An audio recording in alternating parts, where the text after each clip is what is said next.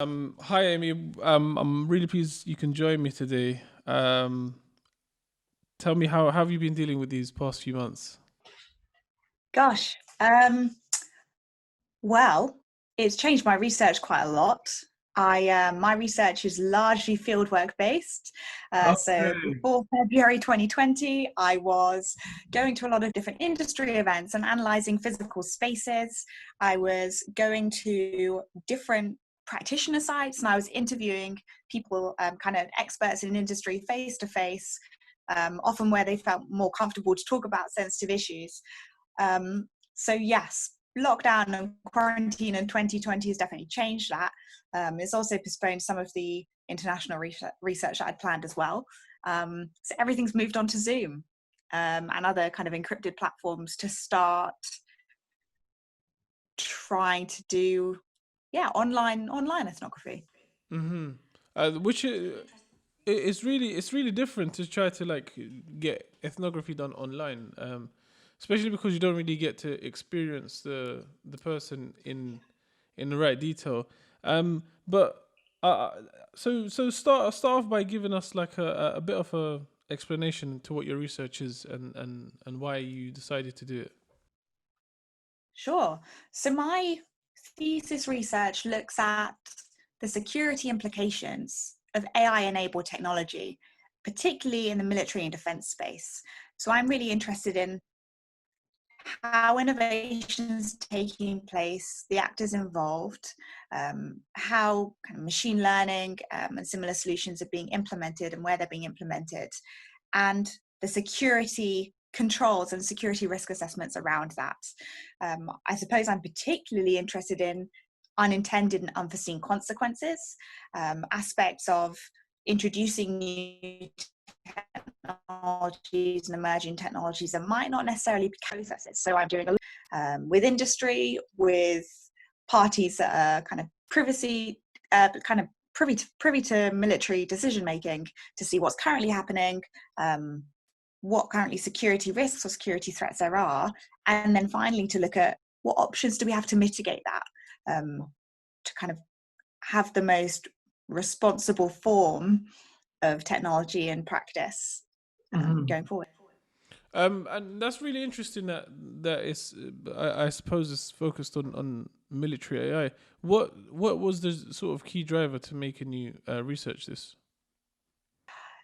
I think there's a few things. One is that my background was actually, I studied politics, philosophy, and economics at undergraduate. And within that, I became really interested in international relations and international security. So looking at things like um, innovation and competition in the international landscape was of interest to me, particularly looking at national security. So I saw this thesis area as one where I could blend my interest in international security and cybersecurity too. And secondly, I think this space is very interesting because of the secrecy, and kind of some the necessary secrecy that comes around national security. I was originally interested in the consequences of artificial intelligence type technology in general, and saw there's some amazing conversations in the civic space about how algorithms affect public life, privacy, and digital justice. That kind of transparency isn't present when you start talking about defense. So I started thinking, well, actually, what are the perspectives like in defense? What is the oversight like, and how is that different? So I guess I was attracted to the opaqueness. I thought Hmm. there are probably a lot of interesting aspects to that. And of course, the military sort of applications of AI are beginning to become sort of the central central, I guess, theme in defense in many countries. So how has it played out when it comes to sort of in international relations between sort of partners and between adversaries? So AI technology is a tool that can be used to enhance current military capabilities and to look at new capabilities in the military too. So um, it has several aspects. One is that AI competition exists across kind of almost every domain. It's an economic, diplomatic, and strategic competition, and we see it in kind of healthcare or autonomous vehicles and everything else too. And part of my research has been exploring the concept of, well, is there an AI arms race, which is a very contentious term and kind of leads to a number of policy decisions. But you certainly see, like the US Department of Defense released an AI strategy last year that kind of alludes to Chinese competition, Chinese-US competition. You also see a lot of strategic institute research looking at actors like Russia and what they're doing around autonomy and autonomous systems, particularly when it comes to weaponry. So actually, in looking at AI as a tool, you have an incredibly broad landscape into where it's being implemented and how this affects warfare. Whether that's, you know, in the cyberspace, kind of using it as part of a cyber attack, whether it's something that enhances software or hardware like drones, whether it's purely information, whether it's misinformation. So it's huge.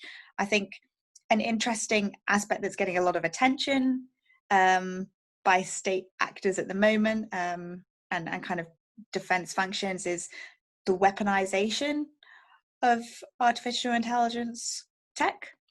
How it can be used in an offensive manner, and also how to defend against that. So you see very public debates at the moment about how to defend against misinformation, but there are all these other debates about how you can deal with this more effective, quicker, smarter, more precise, more accurate form of warfare. Mm-hmm. And you mentioned obviously at the very beginning that you're drawn by the opaqueness of it. And the question that comes to my mind is, given the nature of AI and algorithms and that sort of thing, obviously each country has its own proprietary sort of algorithms and that sort of thing. How much cooperation is there when it comes on that front? So in terms of my research, or in terms of actual cooperation between states and innovation? I mean, let's start off between states and innovation in general, but then we go on to your research. So yeah, I guess it's national security, and of course, if you think about institutions like GCHQ,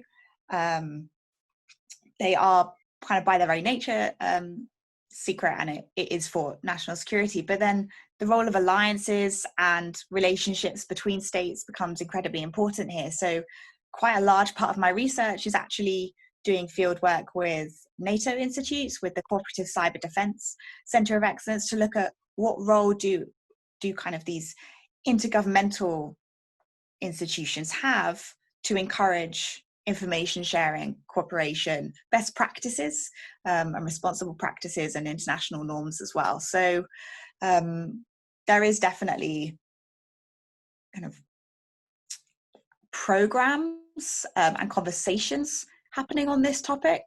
Some of those I don't get view to because of it is very classified. It is top secret.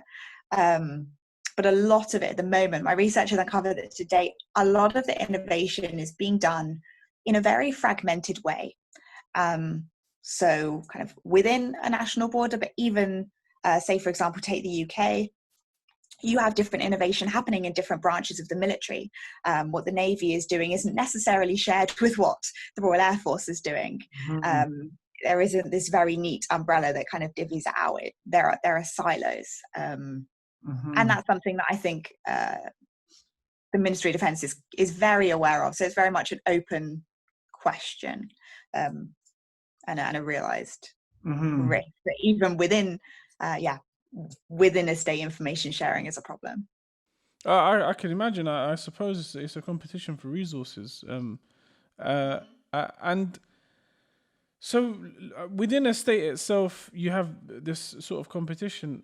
Has there been any sort of major incidents of like critical importance when it comes to sort of countries attacking one another or countries committing espionage when it comes to AI? So I think probably maybe one of the clearer examples that comes to mind is misinformation and fake news, which isn't something that's fully within the scope of my thesis looking at kind of military action, but it's certainly one that I think everyone's familiar with. You can create fake content now, you can manipulate media, audio, text to really, really believable standard, and that can have really significant impacts if you can fake a state leader saying something extremely controversial. In terms of AI technology being weaponized against other states, you can see through drones, for example. So autonomous drones will have algorithms within them that can help, for example, identify targets, aid target recognition and aid assistance like that. Those are very much in use by state actors and also by non-state actors, by protest groups kind of around the world too. And then within, because AI is a tool that's been implemented across across anything from vehicles to software to logistics, it's quite hard to pinpoint where I contributed to a bad decision, but you can look throughout military history to see plenty of cases where technology has really guided a decision that shaped an attack, and maybe where it shaped it in the wrong way. And so, as part of your research, are you looking at a particular geographical area, or are you just, and which area is it? So I've got three aspects to my research. One is looking at the UK context and trying to see how innovation is taking place and what the relationship looks like between the state, Ministry of Defence and other institutions, whether that's larger defence companies or traditional companies, large tech, or kind of the smaller startup environment. I then have NATO and my research with the Cooperative Cyber Defence Centre, looking at the role of international actors. So really looking at that alliance structure and members of the NATO alliance. And then the third grouping is actually looking at the US and what the US is doing around AI innovation. They're just certainly much more public than the UK in this regard. They have their AI policy, as we mentioned, their strategy, and parts of their military have their own strategy appendices as well. So there's a lot of interesting analysis taking place over there. So I'm going to try and connect with kind of senior experts, senior leaders and decision makers there to capture the US perspective and US kind of strategy going forwards as well. And I can imagine, I mean, you may have some background about the US strategy in general, but I can imagine there's this sort of, I guess, friction currently happening with China. Is that incorporated into their sort of policy?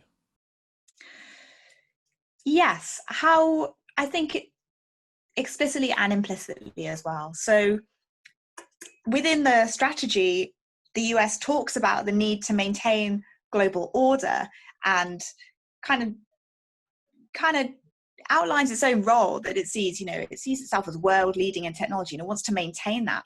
And you have this idea of the US and their third offset policy as well, which is very much all about maintaining technical superiority. And they acknowledge that China is a major challenge to that, especially in the last few years, kind of over the last 20 years or so. In AI, there's China versus US is kind of the main, I guess, the main two states that are spoken about in terms of significant amounts of investment and kind of what's known about major programs and major capabilities. One big difference between the two states is, of course, the amount of control that the state has over innovation. Within China, you have this kind of incredibly high level of civil military fusion where actually China can demand a lot of cooperation from kind of anyone innovating there. Within the US and much of the rest of the world, actually many companies may choose not to work and contribute their innovation to the state. so Google, Amazon, and so on, are involved to an extent, but they are not making technology specifically for defense and the military. So they can be a bit more choosy.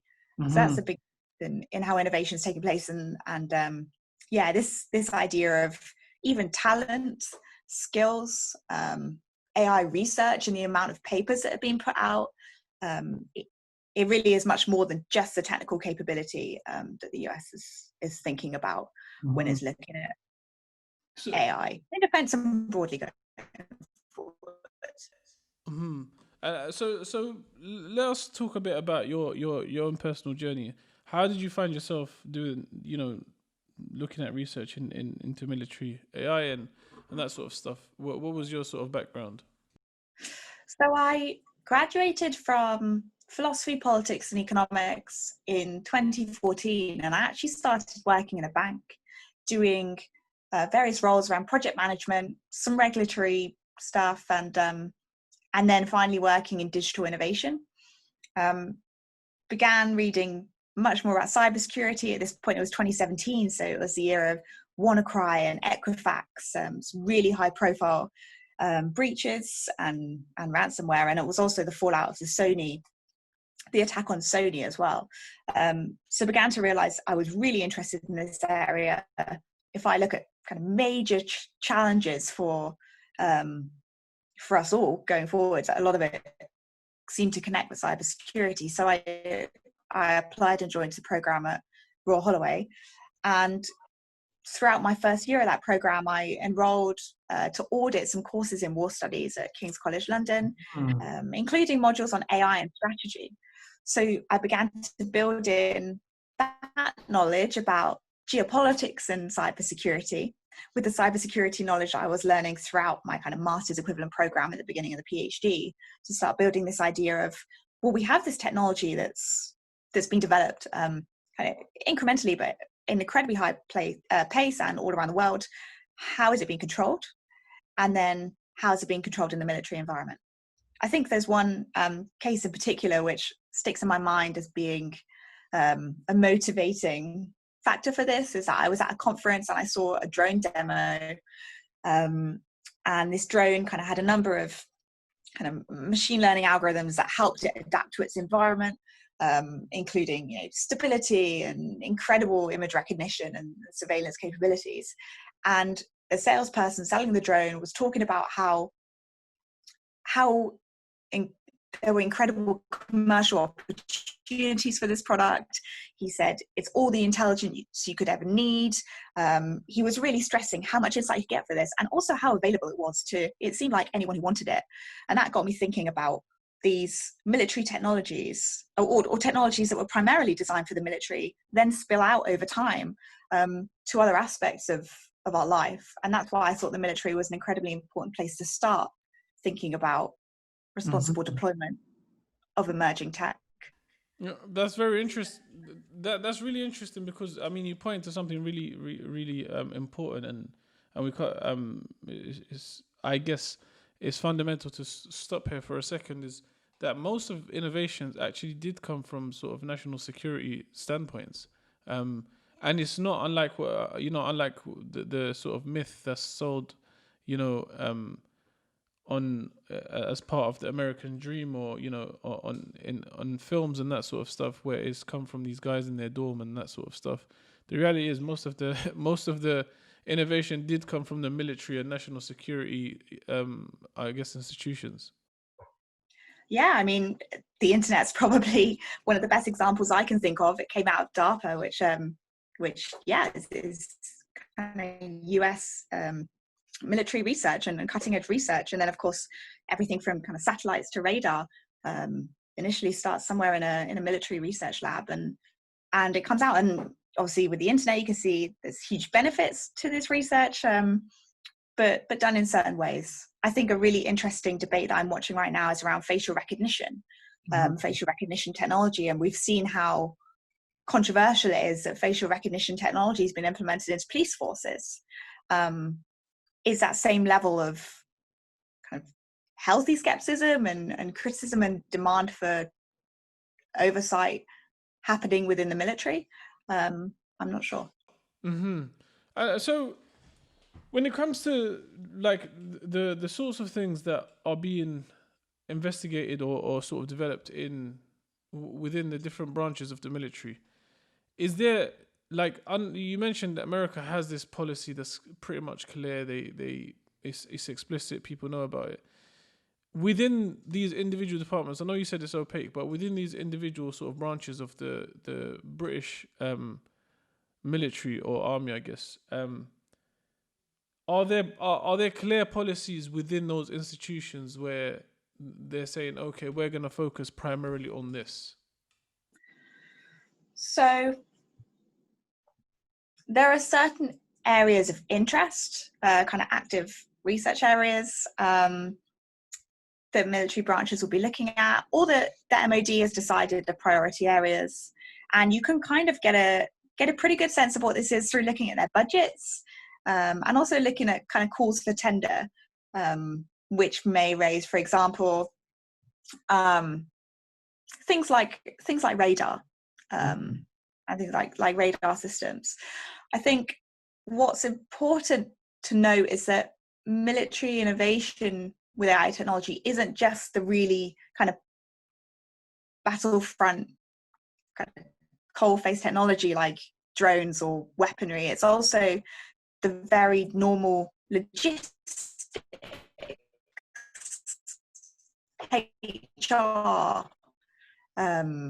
It's also tools that are in kind of an office, decision assistance mechanisms, because it is algorithms, it's software.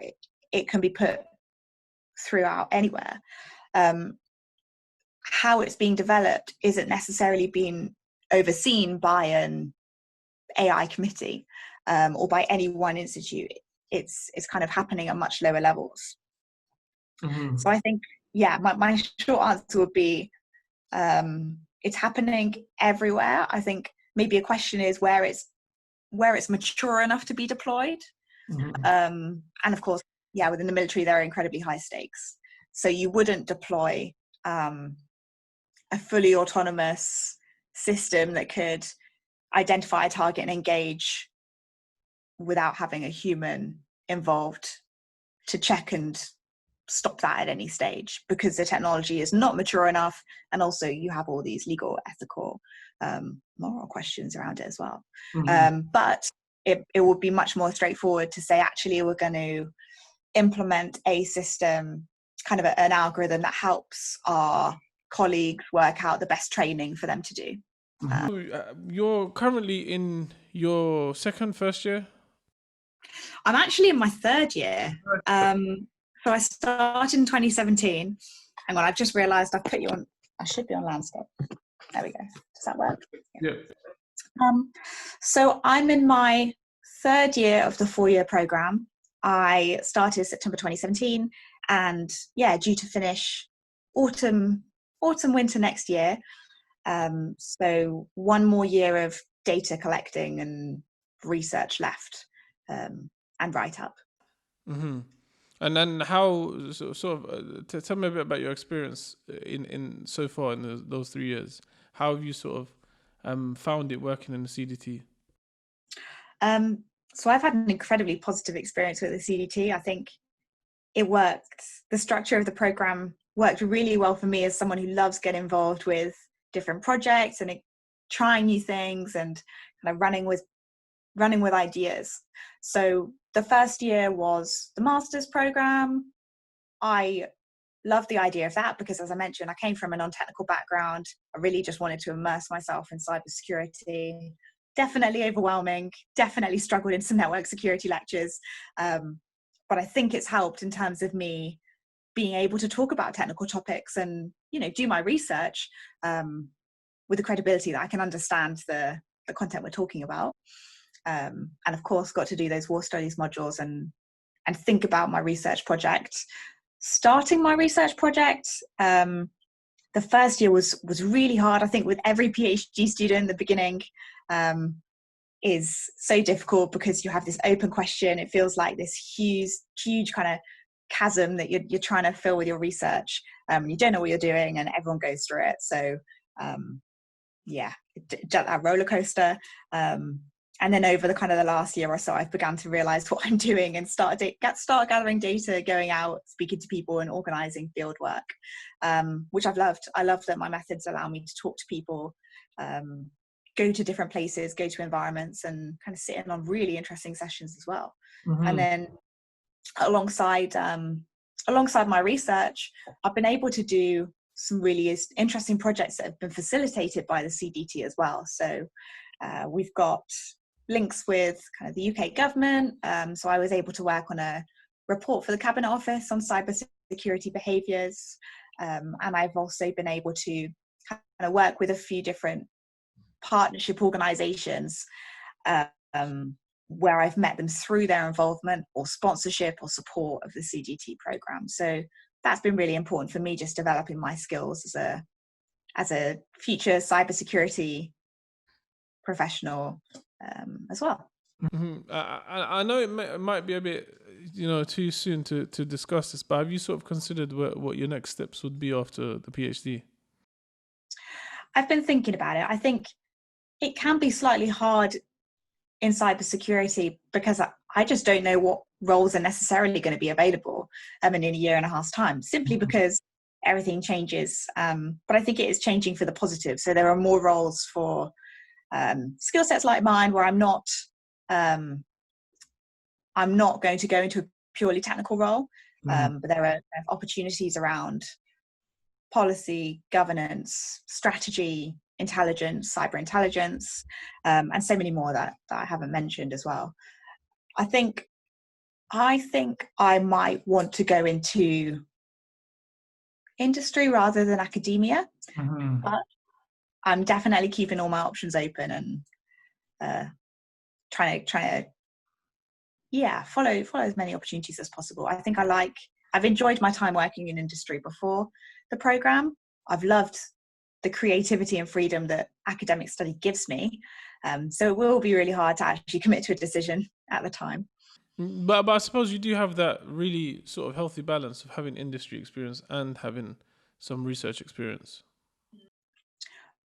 Yeah, I think that's helped me a lot, because it means I think I tend to learn about what I want to do by trying things that I don't like doing, and then realize. So actually, when I was working before the program, before the academic program, I kind of went through a series of roles where they weren't bad, but I didn't feel like it was my true calling, my true career calling. And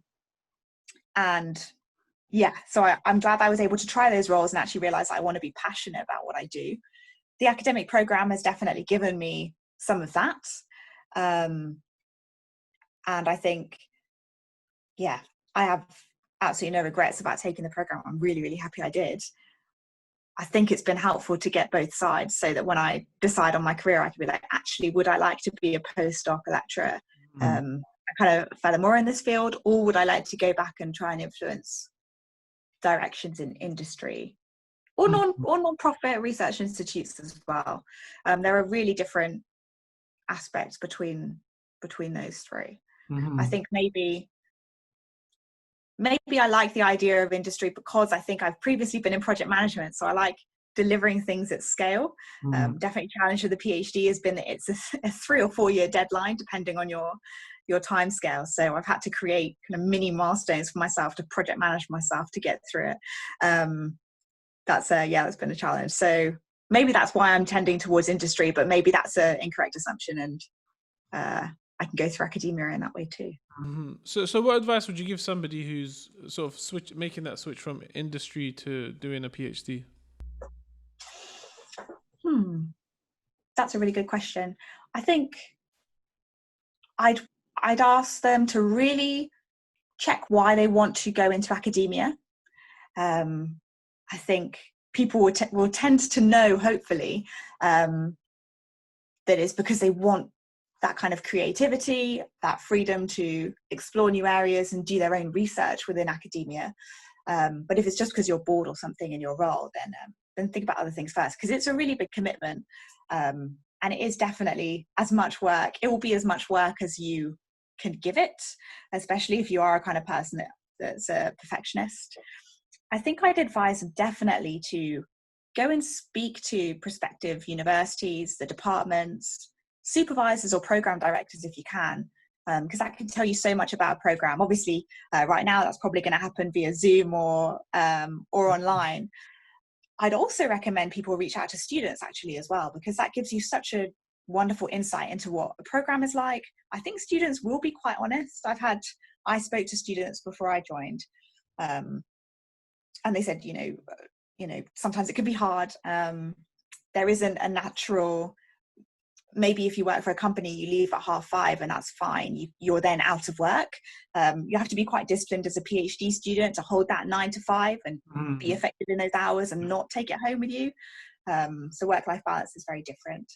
I think I'd advise people to get as much information as they can and speak directly to people and not be scared about reaching out to people they don't know. No, Especially, oh, sorry. well, no, I'm saying that no, that's a really, really good advice, especially for something that's so much of an investment of your time. It's an investment of your time, and also depending on your network. I didn't know anyone doing a PhD, apart from one person doing a PhD in philosophy, when I was thinking about applying to the program. So I very nearly didn't apply. I then actually had to email the course director to see if I was even eligible, because if you're not within this world of academia, it can seem really closed off. And there's definitely a problem with that. Students and staff will be there to speak to people who don't have that network and answer any question, no matter how silly someone might think it is. So I guess that's my main piece of advice. Even if you don't think you know enough, like, come and speak to us anyway. I like to think we're overwhelmingly friendly. So yeah. That's excellent. That's really, really good advice, and it's also very welcoming too. To sort of encourage people to reach out. Where can people find you online? Oh, lots of places. So I'm on Twitter and LinkedIn under my full name, which is Amy Ertan, and I also have a website. You can also, and this applies to people applying to PhD programs across the world, you can usually see who's a PhD researcher within the department page. So my profile and a summary of what I do for my research is on the Royal Holloway kind of CDT cybersecurity research page, along with my colleagues. So people can reach out to me, and then if there are other people that are maybe studying something more closely related to what someone wants to study, they could try and reach out to them as well. I will. I'll provide a link to sort of your Twitter handle and all your links. Amy, it's been a pleasure speaking to you. I've really enjoyed it. And I hope to have you on here soon again. Absolutely. Likewise. Thank you for having me. Cheers.